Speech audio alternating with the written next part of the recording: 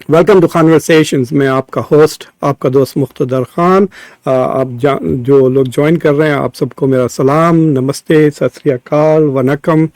आज मैं आपसे एक बहुत ही दिलचस्प डेवलपमेंट हुआ है उसके बारे में बात करूंगा, उसका कॉन्टेक्स्ट भी दूंगा और उसके प्रोज एंड कॉन्स भी आपके साथ डिस्कस करूंगा। तो ये खबरें पिछले 24 घंटे से भारत के सोशल मीडिया पर और मेन स्ट्रीम मीडिया पर चल रही हैं।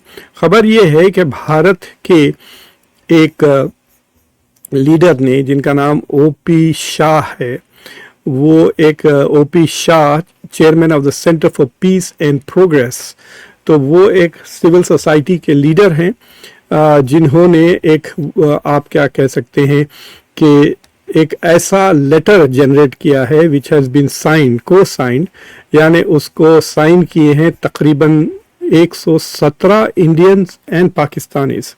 तो भारत की तरफ से शायद कुछ 61 लोगों ने साइन किया, quite prominent civil society politicians, leaders वगैरह जिनकी अहमियत है, जिनका उस सोसाइटी में वजन है। और पाकिस्तान की तरफ से 56 यानी 56 लोगों ने इस खत को साइन किया है। This is address to prime minister Modi और प्राइम मिनिस्टर शहबाज शरीफ। और इस खत को लिखने का मकसद है कि दे आर डिमांडिंग या दे रिक्वेस्टिंग और दे आर रिकमेंडिंग कि भारत और पाकिस्तान, हिंदुस्तान और पाकिस्तान के बीच में दोबारा डायलॉग शुरू हो जाए, स्पेशली सिविल सोसाइटी सिविल। तो पिछले, आप कह सकते हैं कि पिछले एक महीने में, पिछले लास्ट 1 मंथ में इस तरह के बहुत सारे इनिशिएटिव्स हो रहे हैं। एक तो खुद आरएसएस के नंबर 2 जो लीडर हैं हसबले, उन्होंने कहा कि भारत को पाकिस्तान के साथ डायलॉग ओपन रखना चाहिए और नेगोशिएशंस करना चाहिए और कि बंद ना करना चाहिए। फिर उसके बाद खबरें आई हैं कि कोलंबो श्रीलंका में और बैंकॉक थाईलैंड में इंडिया और पाकिस्तान के बीच में 1.5 और 2.0 ट्रैक टू ट्रैक 1.5 डिप्लोमेसी चल रही है। और उसके खबरें तो आपने देखे, मैंने खुद एक शो किया है उस डिप्लोमेसी के बारे में। इनफैक्ट कई शोज़ किए हैं दूसरे चैनल्स पर, इंक्लूडिंग द ललन टॉप पर भी देख सकते हैं, उससे तफसीलन मैंने बात की है इन चीज़ों के बारे में। तो पता चला कि ये चौथा या पांचवा ट्रैक टू डिप्लोमेसी थी भारत और पाकिस्तान के बीच में, पिछले अप्रैल से चल रही है। और तो ये जो सिविल सोसाइटी के बीच में इनिशिएटिव्स चल रहे हैं उसका क्या असर हुआ है, तो मैं इस लेटर के बारे में भी बात करूंगा आपसे, but I will also discuss Bharat की सरकार का क्या रिएक्शन था। पाकिस्तान की गवर्नमेंट की तरफ से मैंने कोई रिएक्शन देखा नहीं। एंड और जो इंटरनली ऑपोजिशन पार्टी में भी इख्तलाफ हो गया है, इंडियन ऑपोजिशन पार्टीज आपस में दे आर डिसएग्रीइंग। चंद कांग्रेस के मेंबर्स भी सपोर्ट कर रहे हैं, जैसे कि मणिशंकर अय्यर साहब हैं, he is part of this letter signing. लेकिन बाज़ ऐसे भी लोग हैं कांग्रेस की पार्टी के, वो बहुत इसके खिलाफ हैं। So RJD is I think supporting this, Congress is not supporting this. So we will see कि आगे क्या होता है। तो मैं आपको थोड़ी चीज़ें बताता हूँ। तो पहले मैं आपको बता दूंगा कि किस किस ने इस लेटर को साइन किया है और इसके इनिशिएटिव भूलना नहीं चाहिए। ओपी शाह नाम के इम्पोर्टेंट सिविल सोसाइटी लीडर हैं जो centre for piece and progress के वो फाउंडर चेयरमैन है। तो इन लोगों ने इसको एस्टैब्लिश किया। और फिर उसके बाद मैं 2-3 चीज़ें बताऊंगा कि इससे क्या फ़ायदा हो सकता है भारत को बाय इनिशिएटिंग डायलॉग। बिकॉज देखिए, ऑलरेडी एक सिविल सोसाइटी एंगेजमेंट ऑपरेशन सिंदूर के बाद हो गया था। ऑपरेशन सिंदूर के बाद भारत की सरकार ने पोजीशन ली थी talks and terrorism can not go side by side, यानी आप क्रॉस बॉर्डर टेररिज्म सपोर्ट करते रहेंगे और हम उसको डायलॉग आपसे करते रहेंगे, वो साथ साथ नहीं चलेगा। देखिए, आपको पता था कि ऑपरेशन सिंदूर कई दिनों तक अभी रिसेंटली बंद हुआ।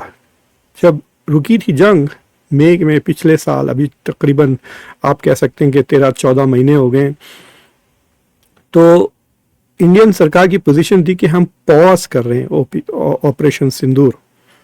इसको बंद नहीं कर रहे, विच मीन्स कि अगर और एक भारत के ऊपर अटैक होगा तो हम उसको फिर दोबारा शुरू कर देंगे ऑपरेशन सिंदूर।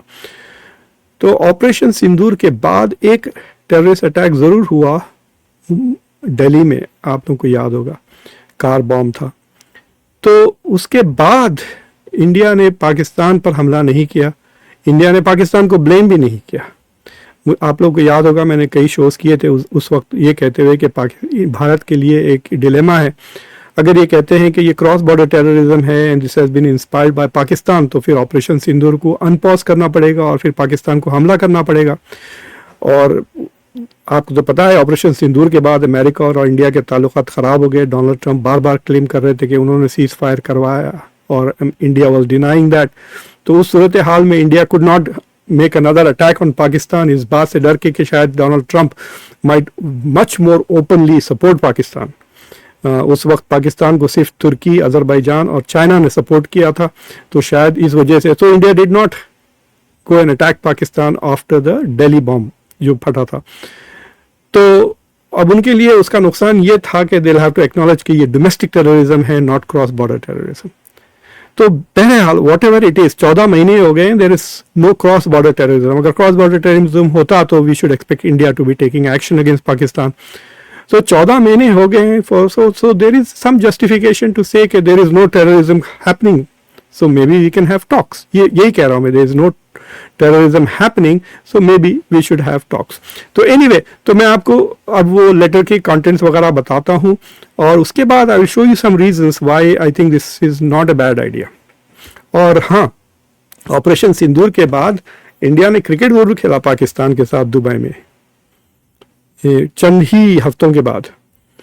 एनीवे, तो ये देखिए आप, पाकिस्तान की तरफ से इन लोगों ने ये लेटर को साइन किया। खुर्शीद महमूद कसूरी हैं, ये फॉर्मर फॉरेन मिनिस्टर हैं। फिर अशरफ जहांगीर काजी, ये former diplomat. Shamsher Ahmed Khan, diplomat. इन तीनों को तो मैं जानता ही नहीं हूँ। परवेज़ हुडबाई के बारे में सुना है, उनकी किताब भी मैंने पढ़ी है। He is a very important professor of physics, लेकिन सोशल पॉलिटिकल चीज़ों पे वो काफ़ी कमेंट करते हैं और उनका एक यूट्यूब चैनल भी है जहाँ पे बहुत इंटरेस्टिंग डिस्कशंस होते हैं। बीना सरवर, इनको तो मैं नहीं जानता, I have not heard their names. Anyway, so these are some of the prominent Pakistanis जिन्होंने इस लेटर को साइन किया है। और इंडिया के तरफ से ओपी शाह के अलावा जिन्होंने इनिशिएटिव ली थी, डॉक्टर फारूक अब्दुल्ला जो चीफ मिनिस्टर है कश्मीर के, महबूबा मुफ्ती, मिरवेज़ उमर फारूक, ये तीनों कश्मीर से हैं ये लोग। Mirwaiz Umar Farooq is a religious scholar. और फिर उसके बाद मणिशंकर अय्यर साहब जो एक बहुत ही प्रोमिनेंट डिप्लोमेट भी रह चुके हैं और is a member of the Congress party, बहुत बहुत प्रोमिनेंटली लिखते हैं। और इनफैक्ट आज उन्होंने उनके ही चैनल पर, उनके खुद के चैनल पर, he has advocated for this cause. तो उनका भी अब एक यूट्यूब चैनल है, देख सकते हैं आप जाकर। फिर professor Manoj Jha, A.S. Dulat is very interesting. I found this very interesting because A.S. Dulat रॉ के पहले चीफ रह चुके हैं। सो इंडिया के तरफ से काफ़ी हैवी वेट्स थे। ये हुमायूं कबीर साहब कहाँ से आ गए, I was quite surprise by him. ये वेस्ट बंगाल के पॉलिटिशियन हैं। And so these are the people जो इंडिया की तरफ से, चंद नाम जो अखबारात में आए। अनफॉर्चुनेटली वो लेटर जो उन्होंने लिखा है, वो letter is not available in the media, वरना मैं पूरा लेटर आपके सामने रख के पढ़ लेता। So whatever we know about the contents of the letter are from various newspaper, जैसा मैंने आपको हिंदू के अखबार की रिपोर्ट अभी बताई। तो उस 4-5 जितने भी जगह, NDTV ने भी रिपोर्ट किया और हिंदू में भी आया, तो मैंने जितने भी रिपोर्ट्स थी वहाँ पे उनसे कोलेट किया कि ये क्या चीज़ें हैं। आजकल थैंक्स टू आर्टिफिशियल इंटेलिजेंस हम लोग ज़रा तेज़ी से कर सकते हैं। So I have collated all of that और फिर मैं आपको वो बताता हूँ कि एक्चुअली उन्होंने कहा क्या इस लेटर में। And so these are some of the points जो उस ख़त में आप कह सकते हैं रिक्वेस्ट किए। तो पहले तो वो letter 117 eminent Indo Pakistani citizens ने लिखा। It's a civil society initiative, ये ज़रूर याद रखें। It is clearly a 2.0 dialogue कह सकते हैं आप, इट इज़ नॉट 1.5। हालांकि मतलब जैसा कि चीफ मिनिस्टर फारूक अब्दुल्ला हैं, he is currently the chief minister of Kashmir. तो आप कह सकते हैं कि this is actually 1.5 because there are official people जो पार्टिसिपेट कर रहे हैं। So in that sense we can say कि this is not even 2.0, this is a 1.5 category का ये डिप्लोमेसी है। तो एनीवे, तो पहले तो रिक्वेस्ट कर रहे हैं कि रिज्यूम कॉम्प्रिहेंसिव डायलॉग, जो और वो 2004 और 2007 के फ्रेम में on all issues including Kashmir. देखिए, द मोमेंट कश्मीर की बात आती है, मुझे लगता है कि अगर if they discuss Kashmir first then they will achieve nothing.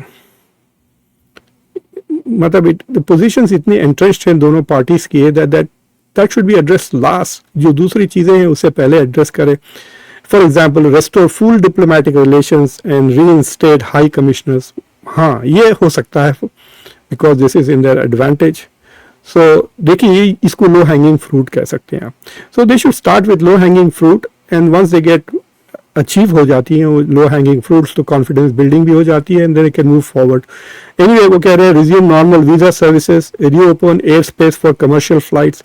हाँ, ये बहुत इंटरेस्टिंग चीज़ है, रीओपन एयर स्पेस। मैं सुना कि the Indian government is also कीन that happens. Attari Wagah border खोलने के लिए कह रहे हैं, ट्रेन वगैरह, facilitate people to people exchanges, families, students, academics, take steps towards demilitarization and de-escalation। तो ये बहुत ही मुश्किल है। This will be the second last step कह सकते हैं आप। Promote trade, culture and religious access, ये भी हो सकता है, ये हो रहा था 2025 से पहले, बिफोर पहलगाम। फिर and prolong hostility for the welfare of nearly 2 billion people, और फिर सस्टेन डायलॉग वगैरह की बात करें। तो ये समरी है उनके डिस्कशंस की। So this is what they are asking for. बास चीज़ें बहुत मुश्किल है उसमें, और बास चीज़ें can be done very quickly easily without any security risk. मतलब एक्सचेंज कर लें, वुमेंस क्रिकेट खेल लें इधर भी उधर भी, have a peace cricket series between women या इवन मैन। तो इस तरह की चीज़ें कर सकते हैं आप, दूसरे स्पोर्ट्स में कर लें। दोनों इंडिया पाकिस्तान फीफा नहीं खेल रहे हैं तो maybe they can have FIFA football, सीफा कर सकते हैं, साउथ एशियन फुटबॉल एसोसिएशन एक बड़ा टूर्नामेंट करा दें। They can do things like that to improve relationship. अब व्हाट इज इंटरेस्टिंग इज कि देखिए, अगर आप में इंटरेस्ट है तो ये हो सकता है। Are both sides interested in a dialogue? Pakistan is interested in a dialogue, लेकिन वो कश्मीर से शुरू करना चाहते हैं और कश्मीर पर ही खत्म करना चाहते हैं। And that will be an issue. लेकिन अभी एक चीज ऐसी है जो पाकिस्तान चाहता है, which is the Indus water treaty का रिन्यूअल या किसी तरह से। That can be a hook जो India is using as a leverage अभी। तो that can be a carrot जो India can dangle for a government level. और ये डायलॉग से कुछ होने वाला नहीं है। None of these are policy makers, इनसे कुछ पॉलिसी, फॉरेन पॉलिसी बनाने वाले लोग नहीं है। ये एडवाइस दे सकते हैं, बट इनका सबसे बड़ा अचीवमेंट ये होगा कि इफ दे कैन प्रॉम्प्ट के गवर्नमेंट टू गवर्नमेंट डायलॉग हो, फिर उसके बाद दे कैन रीच कंक्लूजन्स, जैसा नॉर्मलाइजेशन जैसा भारत और चाइना के बीच में हो रहा है। अब मानसरोवर को जा सकते हैं Indians in China. So that is how it is. तो इंडिया के सामने और पाकिस्तान के सामने एक ब्लूप्रिंट तो है on how to go ahead with this dialogue if they want, right. Intention की जरूरत है। जैसा कि भारत पहले कहता था कि जब चाइना के खिलाफ भी यही कह रहे थे ना कि जब तक बॉर्डर्स नॉर्मलाइज नहीं हुआ we will not normalise relations. Trade में लोग जाके चाइना की चीज़ें सड़क पे फेंक फेंक के, टेलीविजन आपको देखा होगा आजकल इंडिया की पब्लिक तो बहुत ही पागल हुई हुई है, बड़े बड़े टीवीज तोड़ दिए, जैसा कि अब हम तक चाइना के कोई चीज़ नहीं खरीदेंगे। और उसके बाद आप जाके देखिए $160 बिलियन का ट्रेड हो गया है इंडिया चाइना का, और मोस्टली चाइना से इंपोर्ट्स आ रहे हैं इंडिया। फिर उसके बाद फिर टियानजिन गए प्राइम मिनिस्टर मोदी चाइना को, and they are rapidly normalising the relationship जितना तेजी से हो सकते चाइना के साथ। Okay, we can be partners. Wang Yi अभी आके गए जो फॉरेन मिनिस्टर है। सो जो जिस तरह से चाइना के साथ नॉर्मलाइजेशन हो रहा है, the same method can be adopted with Pakistan if there is a desire on both sides. और जो मैं आई एम नॉट श्योर कि द पॉलिटिकल एनवायरनमेंट दोनों मुल्कों में ऐसा नहीं है कि ये, बट दिस इज ये हो सकता है, बट आई अप्रिशिएट कि इन लोगों ने कहा है। तो मैं आपको दो तीन चीज़ें बताता हूँ विच आई थिंक मैंने पिछले एक दो शोज़ में कवर भी किए हैं, बट आप लोगों ने जिन्होंने नहीं देखा उनके लिए दिस विल बी इम्पॉर्टेंट। पहले तो मैं आपको पाकिस्तान की इकोनॉमी के बारे में बताता हूँ। अगर आप ये देखें पाकिस्तान की इकोनॉमी की हालत पिछले 2021 से लेकर 2025 तक, पिछले 5 साल में पाकिस्तान की जीडीपी 345 से 407 को गया है। Growth rates look like that, but उसकी पर कैपिटा इनकम अगर आप देखें 1455 से लेकर 16, so it is not really shining. आप अगर मैं ये कह दूं कि पाकिस्तान की इकोनॉमी इज़ एक्चुअली स्टैग्नेंट, तो शायद ज़्यादा लोग डिसएग्री नहीं करेंगे मुझसे। It looks as if the Pakistani economy is stagnant.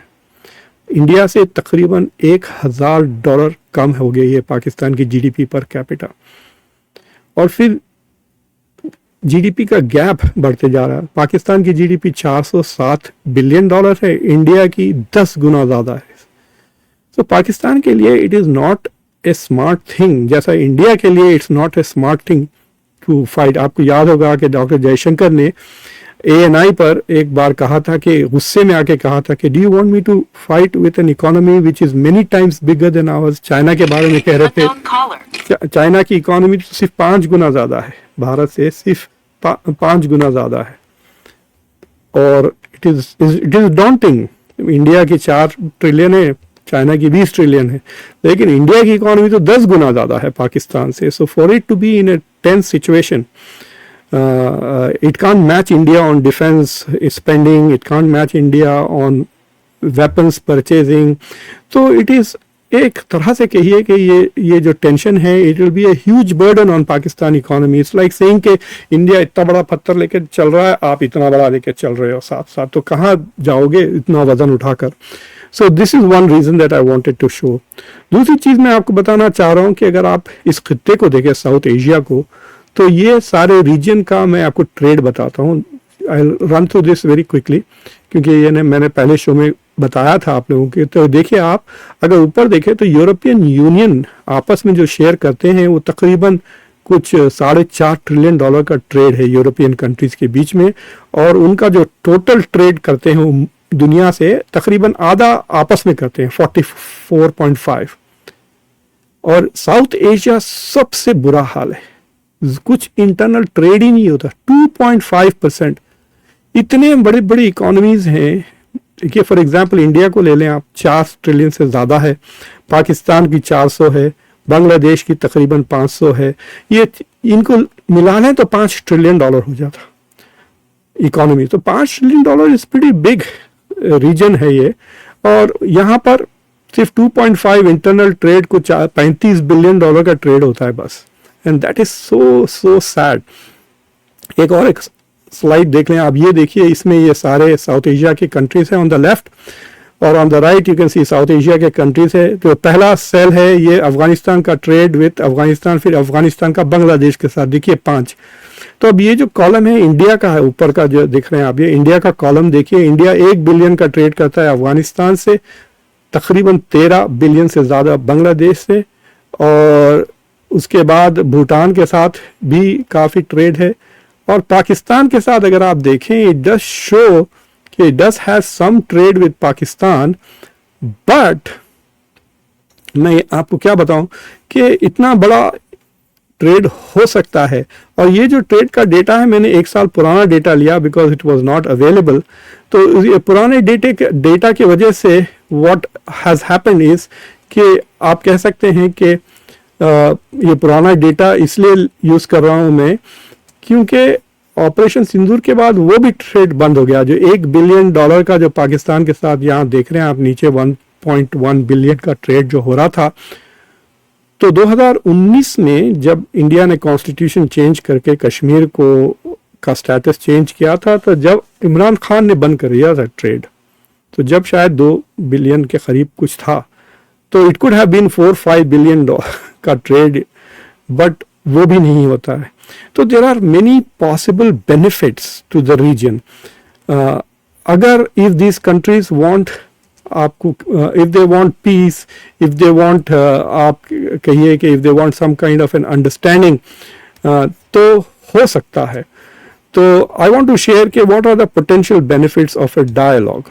ठीक है, डोमेस्टिक पॉलिटिक्स तो बहुत मुश्किल है। अब ये लिस्ट मैंने बनाई कि एक तो एक मिसअंडरस्टैंडिंग खत्म हो जाएगी। ठीक है, तो सुना कि जो बैंकॉक में जो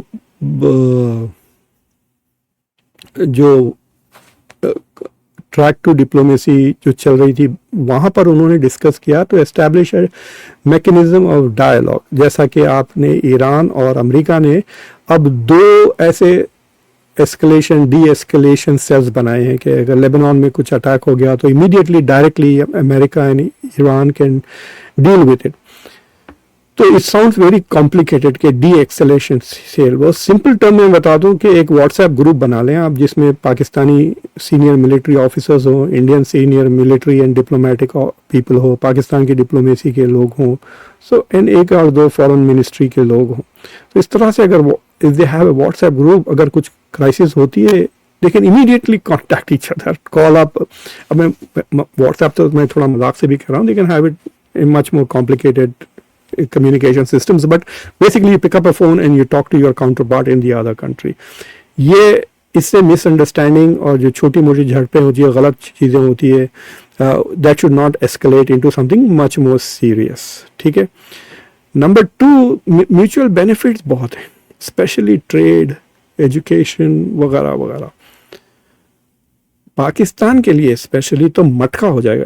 आई गारंटी यू कि अगर पाकिस्तान इंडिया के साथ खुल के ट्रेड करने लगेगा, जिस तरह से वो चाइना के साथ करता है, खाली ट्रेड की बात कर रहा हूँ, आई am not talking about any security cooperation वगैरह, खाली ट्रेड अगर करेगा, आई गारंटी यू कि पाकिस्तान की ग्रोथ रेट डबल हो जाएगी। इंडिया के लिए it is not, it's like saying कि भाई पाकिस्तान की सिर्फ $400 billion, it's not a very big market India के लिए। तो इंडियन बिजनेसेस के लिए उतनी बड़ी मार्केट नहीं है, लेकिन पाकिस्तान के लिए India is a huge market. Pakistan के sports goods, can you imagine अगर पाकिस्तान की क्रिकेट बैटें, बैटिंग ग्लव्स, विकेटें वगैरह खाली वो बिकने लगी इंडिया में, तो it will just create an economic boom. So Pakistan has lots of incentive. मुझे समझ में नहीं आता कि ये इनकी फॉरेन पॉलिसी में क्या प्रॉब्लम है कि they can not understand what is good for their own country and move forward on that. दूसरी चीज ये है कि कामर बॉर्डर्स, देखिए दोनों मुल्कों को अब, जैसा कि इंडिया कहती थी कि we have a 2.5 front war लड़ते हैं, या 2 फ्रंट वॉर्स जो भी कहते हैं। 2 फ्रंट्स ये है कि वेस्टर्न फ्रंट पे पाकिस्तान है और नॉर्दर्न ईस्टर्न फ्रंट पे चाइना है। तो India has to divide its forces, so it has to face 2 enemies, 2 threats. Pakistan के लिए भी वही हो गया है। पाकिस्तान के लिए in its entire life there was only 1 front which was the Indian front. तो अपनी वो सारी फौजें, सारी मिलिट्री इस तरफ रख सकता था, लेकिन अब Afghanistan has become a problem. In fact Afghanistan के साथ तो फिल वक्त आप कह सकते हैं कि एन एपिसोडिक जंग चल रही है पाकिस्तान और अफगानिस्तान की। तो Pakistan forces are divided, intelligence is divided, सारी चीज़ें, आधी एयरफोर्स इधर देख रही है, आधी एयरफोर्स उधर देख रही है। तो दोनों मुल्कों के लिए if they have a dialogue going, if they de escalate tension, तो एक फ्रंट काम हो जाएगा ना, जैसा पहले सीज फायर था पहलगाम से पहले। तो उसी तरह से आपको याद है बीच में 2 साल पहले काफ़ी टेररिस्ट अटैक्स होने लगे थे कश्मीर के अंदर। तो मैंने जनरल अता हसनैन को बुलाया था और उनसे ये पूछा था सवाल कि ये जो गलवान एपिसोड के बाद इंडिया ने बहुत सारी फौजें जो बॉर्डर पे रखी थी चाइना की, many of them move from the western front, यानी पाकिस्तान की बॉर्डर से वो चाइना के बॉर्डर पे आ गए, बिकॉज यहाँ पे सीज फायर था जो जनरल बाजवा के ज़माने में अजीत डोवल ने नेगोशिएट किया था। So there was a ceasefire on the Indo Pak border till Pahalgam happened. तो अगर वो सूरत हाल हो जाती है, then India can focus on normalising with China, और पाकिस्तान कैन डील विद जो उन्होंने पैदा किए हैं, तालिबान को पाले, उनको पाल के उनको पैदा किया, पाला पोसा बड़ा किया, अब लड़ रहे हैं उनसे, उनके साथ डील कर सकते हैं. So they will have at least one front calm. ये सिंपल स्ट्रेटेजिक टैक्टिकल चीज़ है, it's not even something very big. और फाइनली ये दोनों लोगों के लिए बहुत आसान है. डोमेस्टिक पॉलिटिक्स कम हो जाएगी. You can spend less on defence, more on education, health care. बाबा बहुत प्रॉब्लम्स है, एनवायरमेंटल चैलेंजेस दोनों मुल्कों के लिए. इंडिया में टेम्परेचर्स देखिए कैसे जा रहे हैं, पोल्यूशन देखिए. So they can focus on health, education. अगर एजुकेशन और हेल्थ पे आप फोकस नहीं करेंगे, यू विल नॉट डेवलप. आपके अगर citizens are not healthy and not better educated, और खासतौर से in this era of AI, पढ़े लिखे लोग पैदल हो जाएंगे यार. इस महीने जनवरी में मैं पहली बार एसिंक्रोनस एक क्लास पढ़ा रहा हूँ. यानी मैंने पूरा कोर्स डिज़ाइन कर दिया है. It's like automatic. तो कोर्स खुद से चल रहा है. स्टूडेंट्स जब चाहे जब वो लॉग इन करते हैं, मेरा एक लेक्चर देखते हैं. मैंने उसमें थोड़े 1-2 लेक्चर्स शेयर भी किए हैं अपने कॉन्वर्सेशंस पे, आप जाके देख सकते हैं. फॉर एग्जांपल लॉबीज और थिंक टैंक्स के बीच में क्या फ़र्क होता है. Anyway similar videos. तो वो आते हैं, वीडियोस देखते हैं, जो आर्टिकल्स मैंने कहा वो मेरे लेक्चर्स के वीडियोस देखते हैं, आर्टिकल्स पढ़ते हैं, असाइनमेंट्स दिया हूँ वो असाइनमेंट्स कर देते हैं. फिर मैं जब दिल चाहा जब रात को जाता हूँ उनको ग्रेड कर देता हूँ. उनसे मुलाकात ही नहीं होती. मैंने ऑफिस आवर्स रखे, आधे लोग तो अभी तक देखी भी नहीं मेरी क्लास में. बट मुझे इंटरेस्टिंग चीज़ मुझे ऐसी लग रही है कि ये जब मैं कोर्स बना तो दिया हूँ, अब वो मुझे निकाल के किसी ऑर्डिनरी स्टूडेंट से भी, ग्रेजुएट स्टूडेंट से वो कोर्स चला सकती है अगर यूनिवर्सिटी चाही तो. यानी मैं भी I am making my self irrelevant, ये कह रहा हूँ. तो जिस तरह से टेक्नोलॉजी बढ़ रही है उससे बहुत लोगों की जॉब्स चली जाएंगी दुनिया में. So you have to adjust. Together you can do better. South south cooperation इतना कम है साउथ एशिया में, और उसमें सिर्फ और सिर्फ एक वजह है, that is because of India Pakistan conflict. SAARC जैसी चीज को डुबा दिया गया इसलिए कि India didn't want to listen. के हर इवेंट में बस पाकिस्तान क्रिटिसाइज कर रहा है इंडिया को. कश्मीर 100 साल के करीब होने को आ रहे हैं. 20 साल में हो जाएंगे 100 साल. क्या जब भी यही कहते रहेंगे कश्मीर और जिंदगी का और कोई मकसद ही नहीं है फॉरेन पॉलिसी का? एटलीस्ट इंडिया के पास एक विजन है. जब मैं अपनी एक क्लास पढ़ाता हूँ पॉलिटिक्स ऑफ डेवलपिंग नेशंस, तो जब मैं पूछता हूँ कि क्या विजन है कंट्रीज का, क्या ग्रैंड स्ट्रैटेजी है, तो इंडिया के बारे में बड़े आसानी से जवाब दे देते हैं मेरे स्टूडेंट्स. दे क्लियरली से कि India has at least one goal, to become Viksit Bharat by 2047, to become a developed high income economy. अब बने या ना बने वो और बात है. घर में लोगों को, अपने ही लोगों पे बहुत जुल्म कर रही है आजकल. अभी मैंने 1 घंटा पहले शो किया कि वेस्ट बंगाल में लाखों लोगों को बेनिफिट्स काट दिया गया, उनके वोटर आईडी से निकाल दिया गया. That treating literally 1 million people, 90 lakh लोगों को एज नॉन सिटीजन्स इस तरह से. तो उससे तरक्की डेवलपमेंट नहीं होगा, खलल होगी. Anyway, but that is the goal कि एक प्लान तो है, एक मिशन तो है. So what is Pakistan's goal for 2047? जब वो भी 100 साल का हो जाएगा, व्हाट डू दे वांट?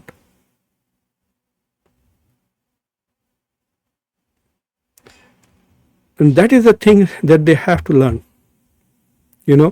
और आप देख सकते हैं इतनी नफरत भरे लोग भरे. आप देखिए जिस तरह के कमेंट्स आ रहे हैं. ये नाम देखो इनका कितना अच्छा है, सीताराम. इनका नाम है सीताराम और बात इनकी देखिए कैसे कर. इससे कुछ फायदा नहीं होने वाला. ऐसे नफरत भरे लोग अगर भरते जा रहे हैं सारे मुल्कों में, तो सुन लो क्या होने वाला है. Just read this comments. I am so stunned कि इस तरह के लोग जब आ जाएंगे मुल्क में तो कहाँ जाएंगे. तो देखिए ये इंडिया की यही है सीताराम साहब. नाम इनका सीता भी है, राम भी है. ये नया राम राज्य है. तो ऐसे लोग फैलते जाएंगे सारी सोसाइटी में. गंदगी मच जाएगी, moral will become corrupt. Society में violence, domestic violence, domestic terrorism बहुत चलता रहेगा. इट्स सो ये जो इंडो पाक कॉन्फ्लिक्ट है उसके वजह से डोमेस्टिक, पहले क्या होता था, डोमेस्टिक पॉलिटिक्स के वजह से फॉरेन पॉलिसी पे असर हो रहा था. अब फॉरेन पॉलिसी का असर will happen on the domestic politics. If all your citizens become like this Sitaram guy, who would want to live in country? इसलिए तो सारे के सब ये साउथ एशिया से जितने लोग माइग्रेट करके दूसरी जगह जाते हैं, कहीं नहीं जाते. वन ऑफ द क्राइसिस जो वेस्ट में पैदा हो गई is because of this mass migration. So anyway, so it's an interesting development. I don't know how far it will go. सरकार की तरफ से क्लियर जवाब आया कि we will not have any dialogue. Ministry of External Affairs India की कह दी कि there is, मतलब ये हमने नहीं किया, we don't support. But India में there is something happening. Don't remember ये कि पाकिस्तानियों ने लेटर तो साइन किया, but the initiative was from India. O.P. Shah is a very prominent Indian peace activist. तो इंडिया से एटलीस्ट 3-4 खबरें काफ़ी आ रही हैं. RSS wants a dialogue with Pakistan, और ऑलरेडी दूसरे लोग आर सेइंग कि there has been discussions going on between India Pakistan. Colombo में जो हुआ और फिर जो बैंकॉक में हुआ, और ये तीसरी इनिशिएटिव है पाकिस्तान की तरफ से. I want to see what the initiative is. I hope के दे रेसिप्रोकेट एंड उनके सरकार के ऊपर लॉबी करे. प्रॉब्लम ये है कि इंडिया में the civil government is in power, यानी prime minister and the political party जो पार्लियामेंट में पावर में है, that makes India's foreign policy. Pakistan में प्रॉब्लम यह है कि आपके पास 2 पावर सेंटर्स है, एक इस्लामाबाद है, एक रावलपिंडी है. तो जो अगर पीस इस्लामाबाद चाहता भी है तो रावलपिंडी डज नॉट अग्री. तो एक चीज़ इंडिया की सरकार ये कहती है कि भाई पाकिस्तान के साथ सिविल सोसाइटी के साथ ताल्लुकात रखने से क्या फ़ायदा, क्योंकि सारी की सारी डिसीजन मेकिंग फॉरेन पॉलिसी की मिलिट्री करती है. तो और अगर इंडिया पाकिस्तान के बीच में सुलह हो जाता है एंड रिलेशनशिप नॉर्मलाइज हो जाते हैं, अनफॉर्चुनेटली मैं आपको कोई मिसाल ही नहीं दे सकता. इंडिया के किसी भी साउथ एशियन मुल्क के साथ रिश्ते ऐसे नहीं है कि मैं कहूँ कि लाइक इंडिया बांग्लादेश के साथ टेंशन है, इंडिया नेपाल के साथ टेंशन है, इंडिया मालदीव के साथ, मे भी श्रीलंका की मिसाल ले ले. अगर उस तरह हो जाते, इंडिया श्रीलंका के रिलेशंस जैसे हैं, अगर इंडिया पाकिस्तान के रिलेशन वैसे हुए, Sri Lanka is not a threat to India and India is not a military threat to Sri Lanka.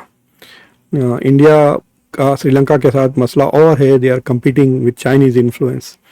तो पाकिस्तान के लिए, खासतौर से पाकिस्तान की मिलिट्री के लिए प्रॉब्लम बन जाता है कि if India is not a threat to Pakistan, then Pakistan की मिलिट्री का डोमेस्टिक इन्फ्लुएंस कम हो जाता है,